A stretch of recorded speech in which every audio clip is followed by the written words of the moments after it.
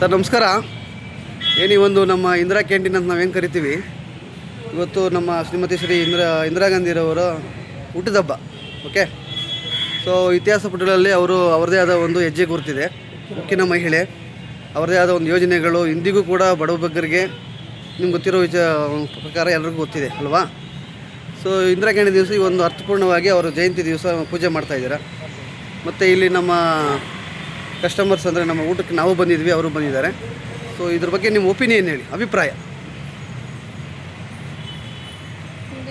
ಹೇಳಿ, ಯಾರಾದರೂ ಹೇಳಿ. ಊಟ ಚೆನ್ನಾಗಿದೆ. ಓಕೆ, ಬಡವರಿಗೆ ಪರವಾಗಿಲ್ಲ, ಅನುಕೂಲ ಚೆನ್ನಾಗಿದೆ. ಓಕೆ,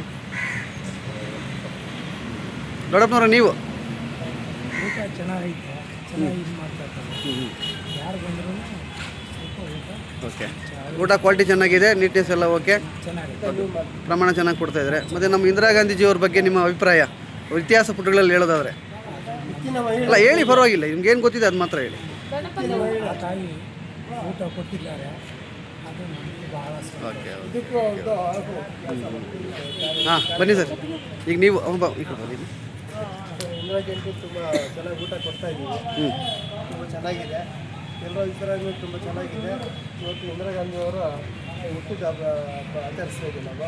ಅವರೊಂದು ಉಕ್ಕಿನ ಮಹಿಳೆ ಇದ್ದಂಗೆ.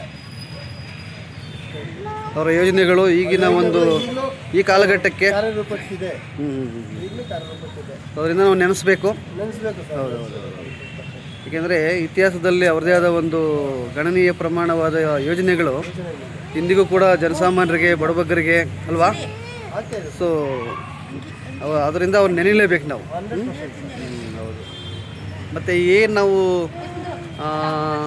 ಇತ್ತೀಚಿನ ದಿನಗಳಲ್ಲಿ ಕೆಲವರು ರಾಜಕೀಯವಾಗಿರ್ಬೋದು, ಇಲ್ಲ ವೈಯಕ್ತಿಕವಾಗಿ ಒಂದು ಕಾರಣಕ್ಕಾಗಿ ಕೆಲವರು ಬೇರೆ ಥರ ಬಿಂಬಿಸೋಕೆ ನೋಡ್ತಾರೆ ಕೆಲವೊಂದು ಯೋಜನೆಗಳನ್ನ ಅಲ್ವಾ.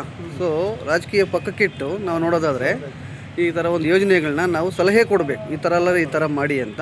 ಒಂದು ನೀವು ಏನು ನಡ್ಸ್ಕೊಂಡು ಹೋಗ್ತಾ ಇದ್ದೀರಾ, ದಯವಿಟ್ಟು ಇನ್ನಷ್ಟು ಶ್ರೇಣೀಕೃತವಾಗಿ ಸ್ವಲ್ಪ ಕ್ವಾಲಿಟಿಯಲ್ಲಿ ಕ್ವಾಂಟಿಟಿ ದಯವಿಟ್ಟು ಬೈಕೊಂಬೇಡಿ, ನಮಗೇನು ಲಾಸ್ ಆಗೋದಿಲ್ಲ. ಯಾಕೆಂದರೆ ಒಂದು ಗಾದೆ ಮಾತಿದೆ, ಗೊಬ್ಬರ ಹಾಕಿದ್ವಲ್ಲ, ಅನ್ನ ಹಾಕಿದ ಮನೆ ಯಾವತ್ತಿಗೂ ಲಾಸ್ ಆಗಲ್ಲ ಅಲ್ವಾ. ಸೊ ಆ ನಿಟ್ಟಿನಲ್ಲಿ ನೀವು ಸ್ವಲ್ಪ ಈ ನಮ್ಮ ಹೆಸರಿಗೆ, ಆ ವ್ಯಕ್ತಿಗೆ ನಾವು ಗೌರವ ಸಲ್ಲಿಸಬೇಕು, ತೂಕ ಇನ್ನೂ ಹೆಚ್ಚಿಸ್ಬೇಕು.